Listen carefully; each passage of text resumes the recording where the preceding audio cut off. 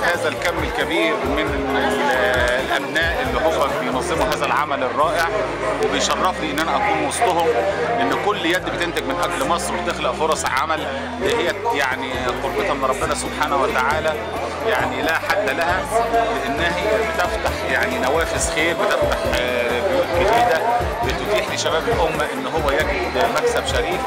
ده طبعا شيء كلنا بنحفزه ونشجعه ان شاء الله تعالى. تسمح لي بس اخش اشوف الحاجات الجميله دي. مين اللي قال أونطة؟ دول ناس مفهومش غلطة. شله سيد يا بدوي،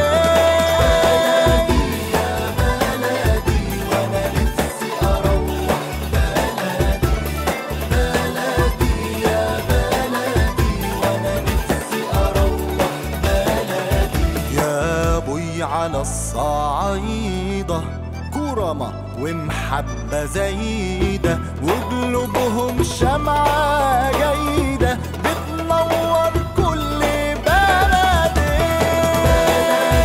يا بلدي وانا نفسي اروح بلدي، يا بلدي وانا نفسي اروح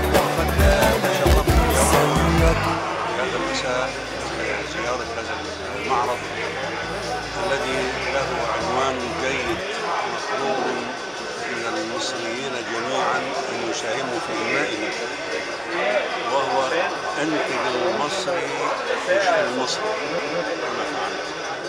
حقيقة دي بداية نهضة نسأل الله سبحانه وتعالى أن يتمها بالخير والبركة.